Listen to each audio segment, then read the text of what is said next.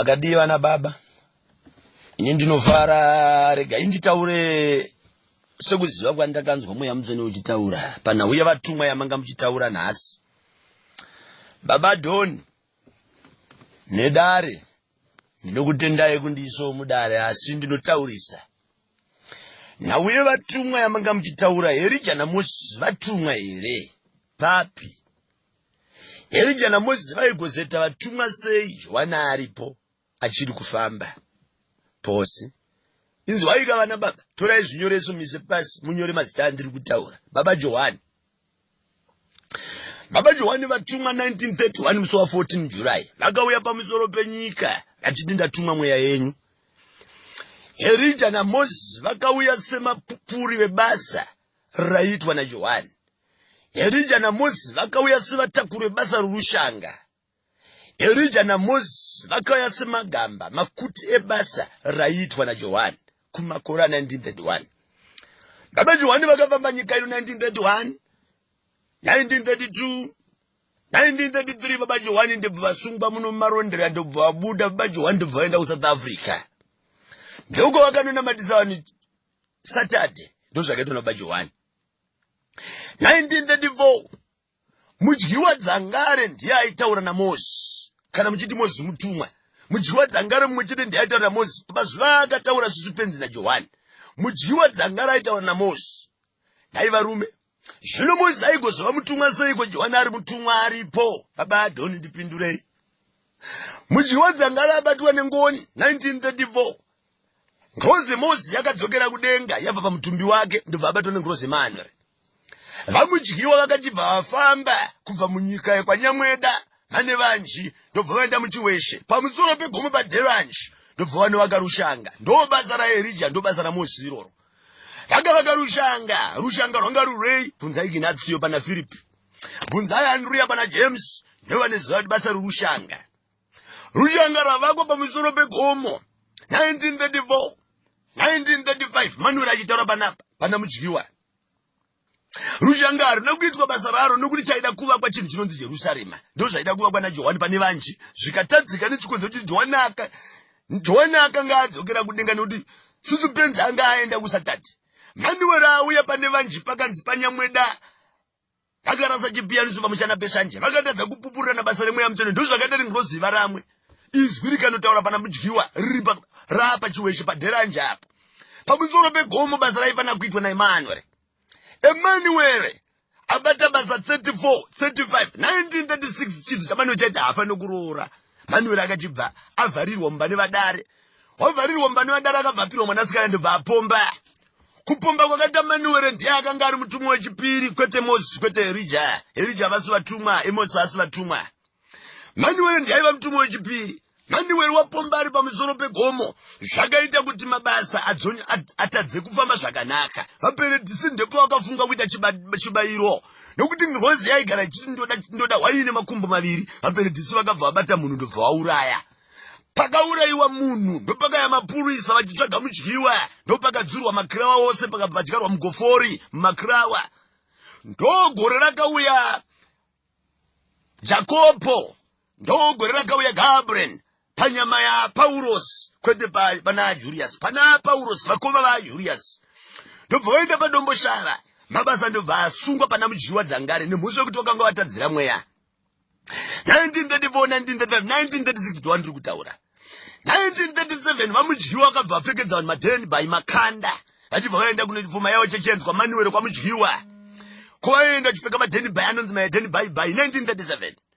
1937 baba Adasuesi vainamata naManuel, vainamata namudyiwa, vakaita muprofiti waManuel kuJohani Masowe. Baba Adasuesi vari paNikido vachinamata naamai vainzi aFeresi vari muperedhisi. Baba Adasuesi vakabva nebatwa nemweya 1937 kumapeto ake. 1930 baba Adasuesi ndibva vati Feresi ndiperekedze paDheranji ndine nauya ndanzwa. 1938 aFeresi ndibva varamba. 1939 aFeresi ndibva vabvunzwa zvakana Adasuesi, iwe Feresi ndiperekedze ndatumwa paDheranji. aFeresi ndibva varamba vainzi amai aizwi. 1940 vadhasusi ndipo vakati vakomana maramba zvomwe yachisarai pano nokuti muda kupfeka matikana nematehwe. Mudyiwa ndebhati uyu murume anonzi dhasusi ngaabude muno, haakodzere kupfeka matehwe. Ndo pakapiswa magemensi, ndo pakapiswa svimbo nezvimwe zvinhu namudyiwa zvikanzi gemenzi radhasusi nemhuri yake risiyei. 1940 baba dhasusi ndipo vakaburuka paNikido ndobva vaenda mugota. Abva mugota ndobva vakwidza kuya kuno kuGuruwe. 1941 ndipo vakachienda pamusoro pegomo paDheranji. Vasvika pamusoro pegomo paDheranji pakanga paina Philip naJames. Baba dhasusi vakagwirapo vachiimba vhesi nemabvi. Dyson, Dyson, yeah. Dyson, Dyson, yeah. Dyson, Dyson, yeah. Pauro wauya, yeah. Dyson, Dyson, yeah. Dyson, Dyson, yeah. Dyson, Dyson, yeah. Pauro wauya, yeah. Vasvika pamusoro pegomo vakatambirwa naAndrea.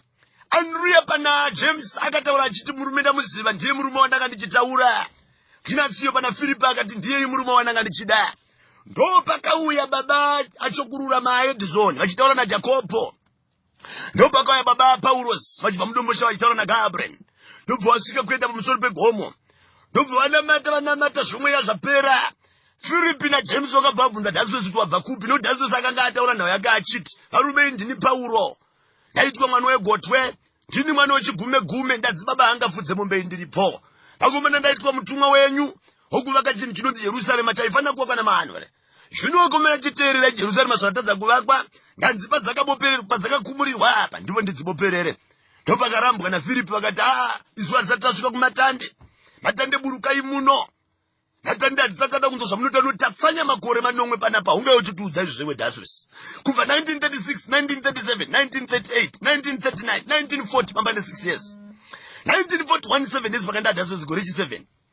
Adhasusi vakabva vatukwa mugomo. Rose pavari ndepe yakaimba era wandiudza mutanda, wandiudza mutanda, wandiudza mutanda, wandiudza mutanda, wandiudza mutanda. Vadhasusi vakabva vaburuka pamusoro pegomo ndobva vanopedzera mazuva 12 vari pasi pegomo. Philip naJames vasara varipo. Jacopo wadzokera kwamurehwa. Uyu Paulos wadzokera kudomboshara. Vadhasusi ndipo vakadzokera kuntaura naJames naPhilip. Zvakanzi Philip teerera unzwe kuti muzive kuti ndini ishe wenyu wamaramba, kana ndini izwi wamaramba, kana ndini mutumwa wechitatu wamaramba. Ndaona ini ndakukona. Ndaona waita upombwe mugomo muno. Ndaona waita chipini. Ndaona wapomba nahanzvadzi. Nyora pasi. Ini ndakuburuka ndakuenda. Asi ndichadzoka ndokugona dhongi risati. Hakuna kuita mwedzi. VaJames navaPhilipi varipo. VaJames vaburuka. vaPhilipi vakabva vasara vachipomba nahanzvadzi yavo yainzi hapaina.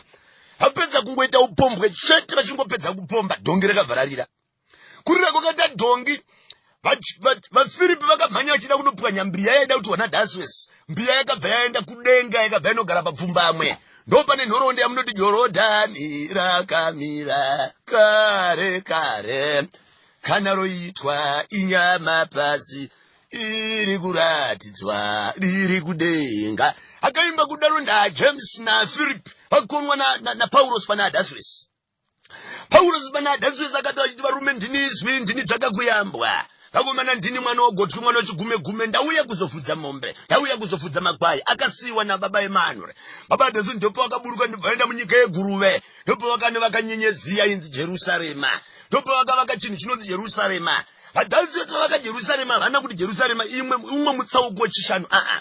Jerusarema vakati imba yababa yakaitirwa vanomutenda.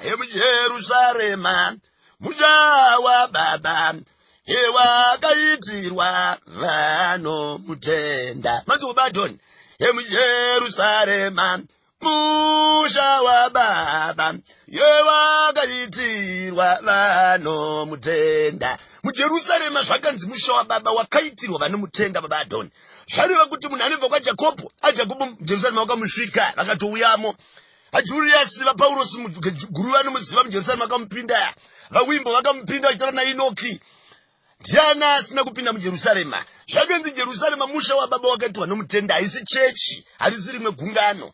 Isu tiri Johani masowe echishanu. Tinonamata Mwari tiri muimba yeJerusarema.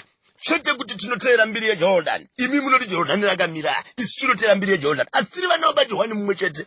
Ndopa ndikuda kuti ndichiti Paulosi mutumwa. Ndopa ndikuda ndichiti ndipandikuti anchiti Manuel mutumwa ndipandikuti Johani mutumwa zvino babada zvizokombeka 1942 1943 1944 1945 1946 1947 1948 1949 1950 wani vamicho ndopewa kachiuya pamba pedu paadhasiwesi vachibva muchiweshe vamicho vakanga vasinganamati vakarerwa pamapedu 1951 52 53 54 55 1956 57 muna 1960 wani vamicho ndipo vakabatwa nemweya wavo vachiti varume ndiri kutumwa kumangwinjo ndiri kutumwa kumakuwere kuna maidhona ndanzi ndiende kunotaura nemagombwe ini ndaitwa mutumwa magombwe adhasiwesi ndope vakati musambate murume kana aita nharo dzokuenda kumagombwe iyo bicho ndope vakati vakomana kana ndoenda kumagombwe musanditevere anonditevera achave gombwe ndanzi ndinotaura nachaminuka nagondongwe akandipoperera ipapo mundinzwe zvishoma ndatini ni varume Paulo mutumwa ndatini ni Manuel mutumwa ndati Johani mutumwa ndiri kutaura ndichiti Herija naMozisi havasi mutumwa masoja magamba akamirira kuchengeta hurumende haasiriwo mauto hurumende neami zvakasiyana Herija naMozisi ami yakamirira kuchengeta hurumende ndiye Manuel ndiye baba ndiye Paulo President vaMugabe kana ndichitara ndichiti President vaMugabe ndiri kufananidza kuti senyika ino rikatorese denga vaMugabe asiriye musoja vaMugabe asiriye mupurisa saka tiri kuti kana hurumende yagadzwa inoda mupurisa inoda musoja kuuya kwemutumwa kunoda muchengetedzi semupurisa kunoda muchengetedzi semusoja Herija mupurisa Mozisi isoja vakachengeta nhumwa dzaMwari saka ndiri kuti anchiti vatumwa kana muchivadoma Herija naMozisi ndinotirambei zvishoma kuti havasi vatumwa regai ndigume ipapa vaita mubvunze ndibvunzei ndinodzoka ndotaura maita basa.